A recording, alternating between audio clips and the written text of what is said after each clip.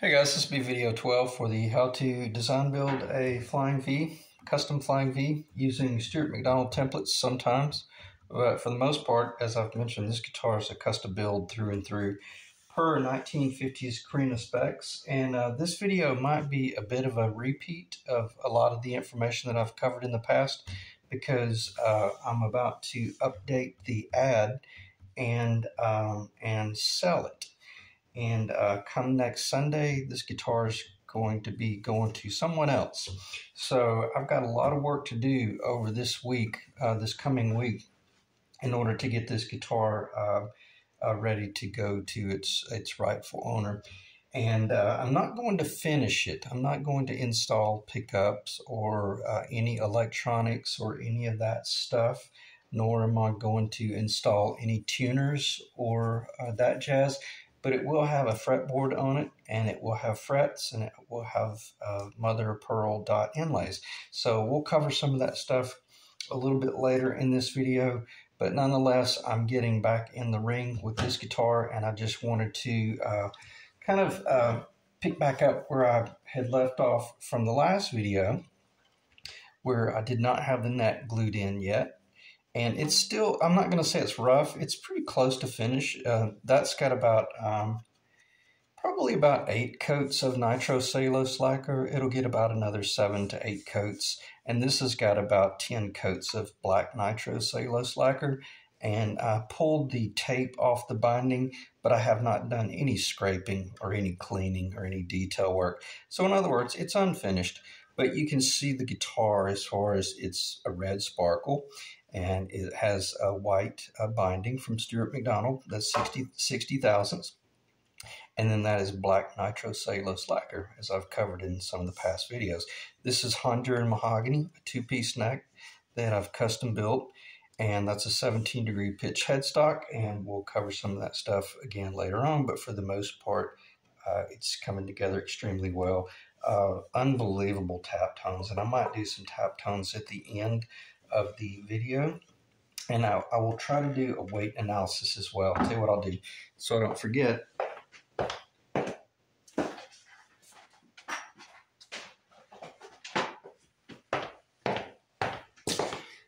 I'll put the well, I'll tell you what, let's just go ahead and do it and knock it out.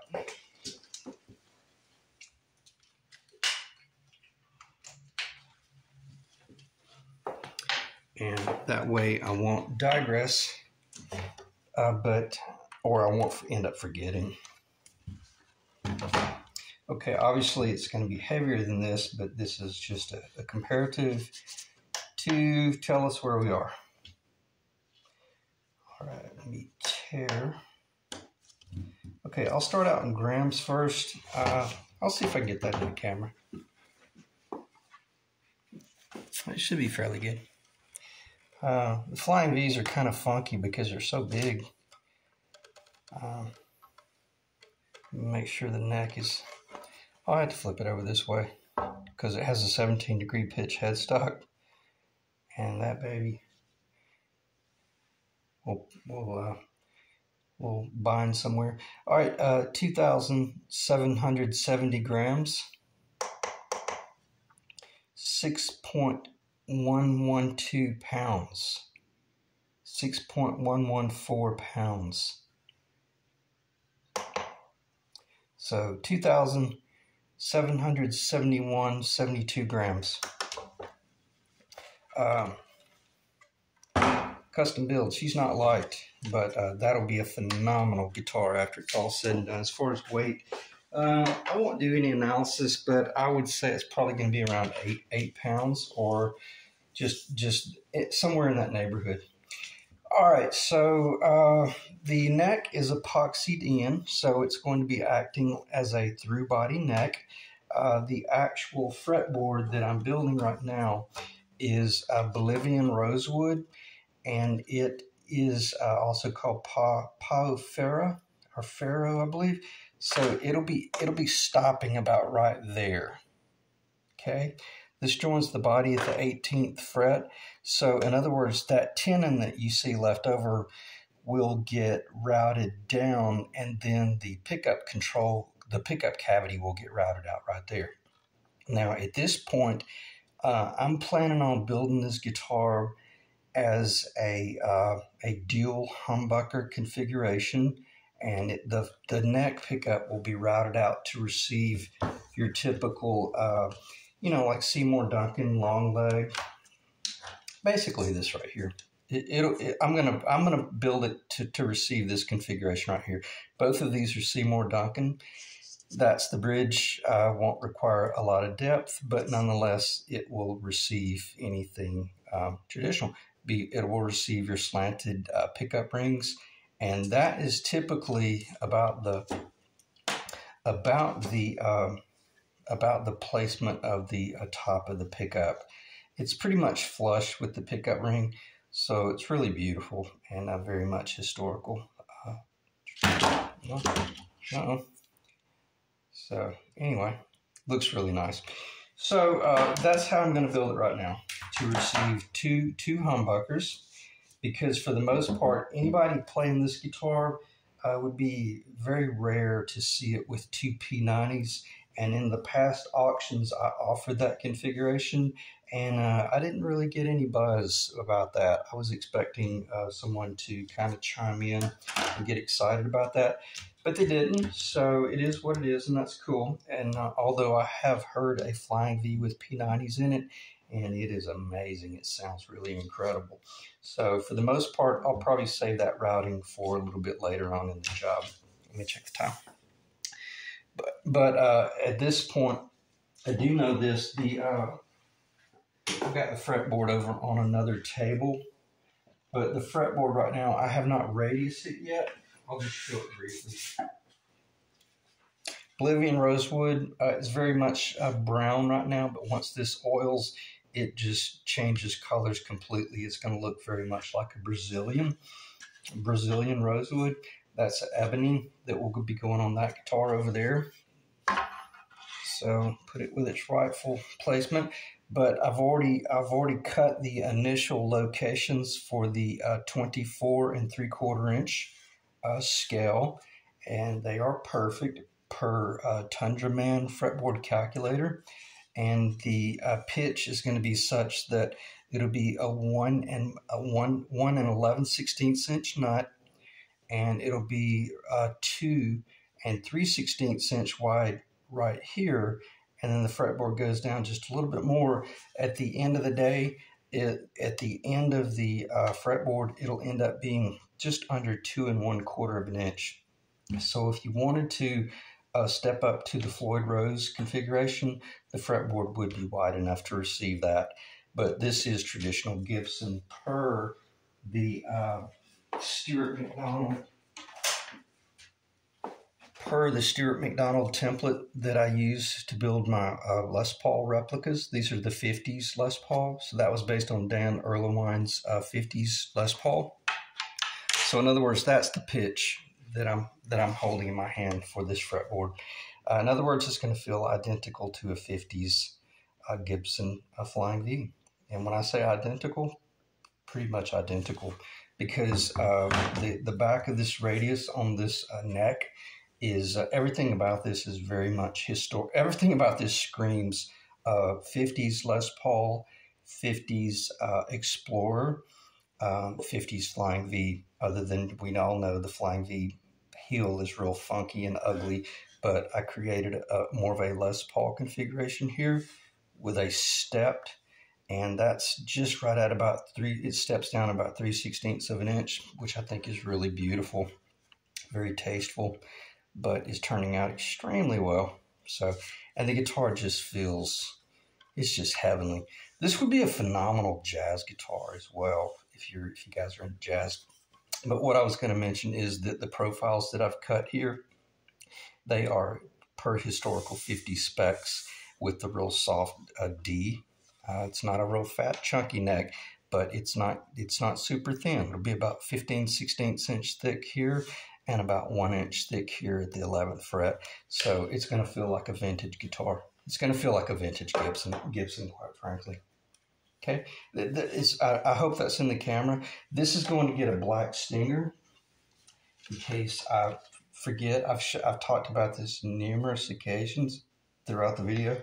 let me just put it on here, because the stinger is something that they did on some of the 1950s.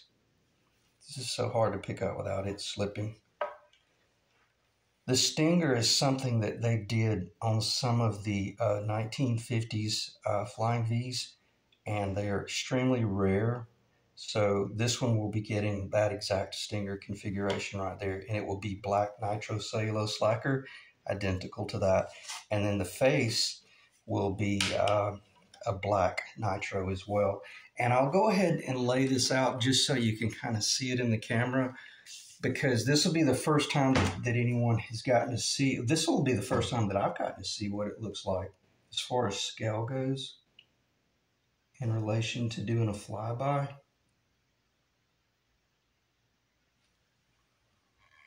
Try to pick it up by hand. Okay, so you can see how it's just, it couldn't be any more perfectly fitting with this design, the headstock, the mahogany, the Honduran, and you name it. So I'll do a reverse flyby. Turn it a little bit, and we'll do a little bit of a bank, and then we'll fly on by. And I'll just set it off in the distance. And then see, again, this video is more so for people who would be interested in buying this guitar, that would really want to see it. And without me going into extreme detail in this video about how I built it, if you want to see that information, just check out the past videos. So let's get that off here. Now let's talk about layout a little bit. Before I get to layout, let me cover this body a little bit. I mentioned this in the ad, and I know it seems like I'm really long-winded, but there's just an enormous amount of information that pertains to this guitar, my expertise, and my building history.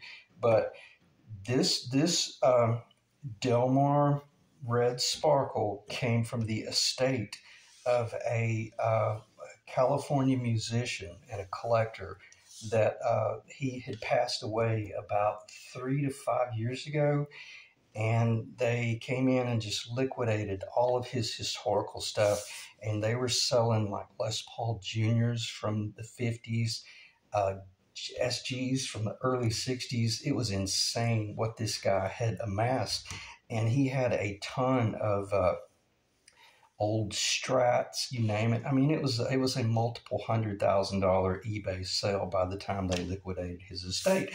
But I bought all of his Delmar drum wrap, and I got a bunch of gold sparkle and this red sparkle, and I had some silver sparkle as well. But I've already used the silver sparkle, and I've already built one Flying V with this Delmar. And this Delmar very possibly could be from the 50s.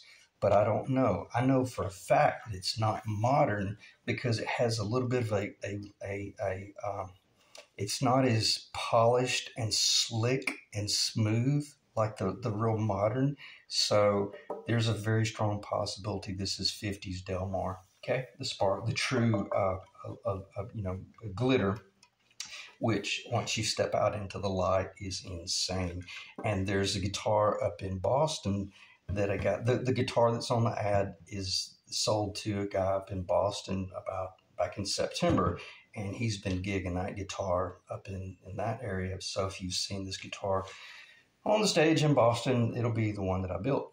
So I say that to say this: I don't have any more red sparkle for a Flying V, but I do have some more red sparkle that will go on a Les Paul and a custom Explorer. But I probably will keep those for myself. So this will be the last red sparkle Flying V that I built. Okay, and this pine, this body is made out of it's made out of a antique pine. And if you have earbuds in, it would be wise to pull them out. Or if you have your volume on, I would really turn it down, because this is going to be loud as you know what.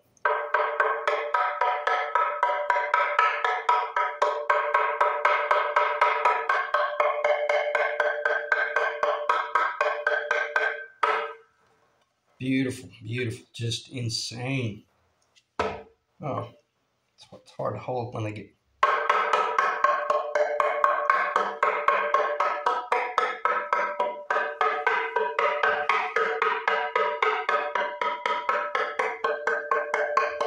Okay, so that's annoying as hell. I hate it for most of you guys, but nonetheless, unbelievable tap tones. And the antique pine is going to be a contributor to make this guitar probably sound as good as, you know, your Korinas or your Honduran mahoganies.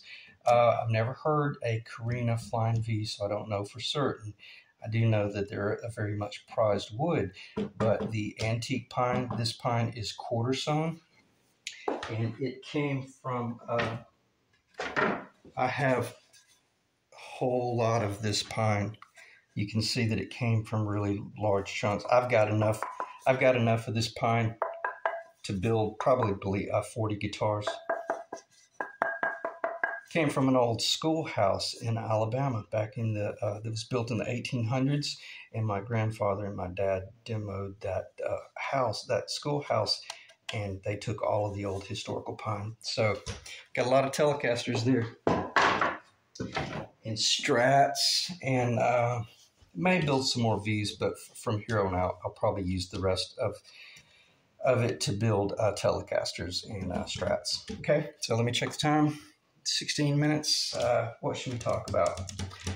Okay, and another thing that is vintage correct on this guitar is going to be the scale. The scale is 24.75 inches. I won't go into any detail talking about, you know, what should you do or should you not do, but let's put it this way. This fretboard that I'm holding in my hand came off a 1980 Gibson Les Paul that was a custom, and it was falling into production, and it was in production around the Tim Shaw era, when Tim Shaw had come in and basically started consulting with Gibson and explaining to them how you really need to capture the historical. Well, this fretboard that I'm holding in my hand is a 24 3/4 inch scale. And the Les Paul Custom that I restored, this guitar, I cut it as a 24 3/4 inch historically accurate scale. If you go to Stuart McDonald, I call it Stewmac.com or Stewmac, you can't order that scale, okay? You can only get a 24.562 or a 25 inch or a 25.5 like the Fender scale, or the 25 inch, which I just said, which is a Paul Reed Smith or a Dobro scale. So the fretboard that's going on this is going to be historically accurate 1950s, okay, 24 3/4. It's a custom hand cut scale that I've already shown it to you. That's call a luthier and ask them what they would charge you to build a Bolivian rosewood 24 3/4 inch scale with mother of pearl, Australian white mother of pearl, and you'll see what a good deal this is. Okay, so antique pine sounds incredible. 1 5/8 inch thick. Scale is accurate. I'm a little bit different, just for liability reasons. You know, don't want to get too close to historical, but nonetheless, my shoulders they're pretty flat. They're not as flat as the original, but I think they're beautiful. They're just flat enough to look historically accurate. But let's see if I can find the 18th fret again. That'll roughly be the 18th fret. I need to speed up this video. So that'll give you an idea of what it's going to look like, and it's going to look identical to the one that's in the ad. Okay. All right, let's do a little bit of layout here. Talk about options. I'll be starting out with this right here, the Stewart McDonald template, which is a 50s Les Paul. There's your 18th fret location. There's your 16th fret location, and here are your bridge and tailpiece locations. I don't think this tailpiece looks good on a Flying V, so I'm not going to be doing any drilling for that.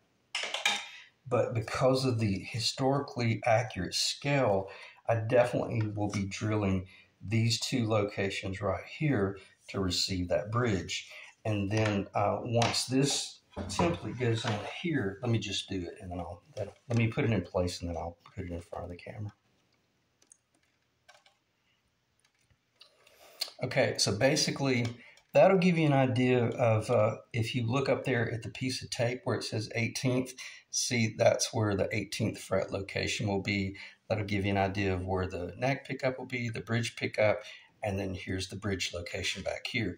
This configuration would be really cool. I'll go ahead and be doing all the route work on these two pickups right here and the bridge location.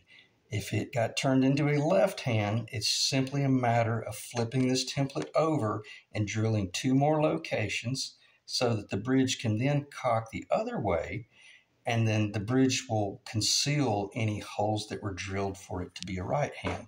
But I won't do the control cavity cutting until the guitar sells and someone tells me whether they want it to be a left hand or a right hand. Okay, and that's what I had meant in the ad. I can build it however you want because this thing is 100% perfectly symmetrical.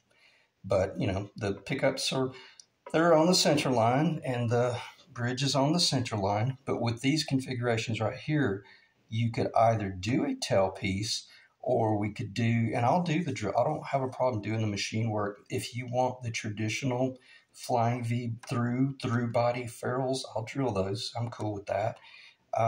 Or if you want me to drill the locations for the tailpiece, I'll do that as well. Or I'll leave it blank, and you could just do like a Leo Quan Badass, you know, like the wraparound, which would be really, really incredible. I keep hitting the wire over there. I hope it wasn't bouncing.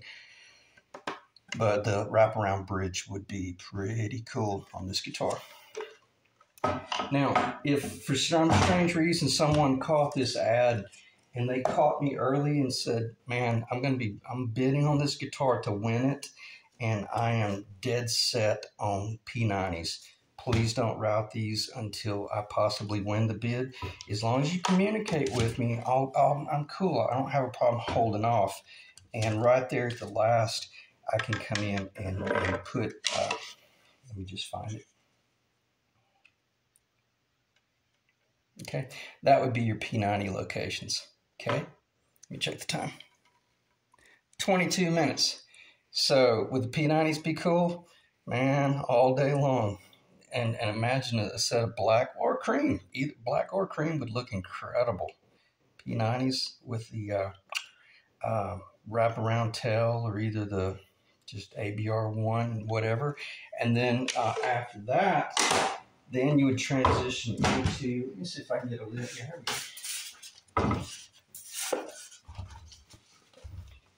Then you could transition into, if you didn't want to do that, you could go with the Floyd Rose. The last guitar I built had the Floyd Rose on it. Or you could come in and, you know, you start laying out your own control configuration based on your own taste, whether you wanted to go with like the 60s design or the Gretsch or custom, or the one in the ad is basically like that right there. I don't have a three-way. It's upstairs, or maybe it's on another guitar. Okay, so anyway, I'll end the video right there because I'm going to end up rambling if I'm not careful. Take this to heart. I think the speed knobs are just a little overpowering.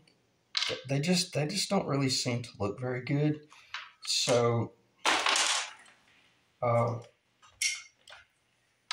I don't have any. I only have one top hat. This really looks best. That really looks best. But you know, just imagine these are black, and that would be the three. That would be very much in keeping with historically accurate. Okay, so I'll end the video right there, and I hope it wasn't just crazy and erratic conversation, because it was kind of off the cuff. But I will put it back with the stinger up top side, because man, that is so perfect and so fitting for this design. And hopefully it has not cut my audio off. But if it has, well, it's kind of dark in the background. I'm rearranging my shop. I've moved all of my tools over in the other side of the shop until I can rebuild a lot of, I'm going to build some cabinetry over on the left wall. Anyway, talking about personal stuff, so let's see what it looks like. Beautiful. Looks really good. All right. Appreciate you guys checking in, and I'll update the ad later on tonight. And if you got any questions, let me know. Otherwise, I will be doing probably 1 or 2 videos every other day until next weekend. So that way you can really see the progress, because this guitar is about to change considerably, especially once I put the fretboard on. And the fretboard will be unbound. It will be, well, it'll be identical to the 50s, where it will be an unbound headstock, an unbound rosewood fretboard with the white dot mother of pearl 1/4 inch per specs, 50 specs, and and just traditional from there on out. So again, just keep an eye on this video series, and we'll watch this one come together fairly quickly. All right, thanks guys. See you in the next video.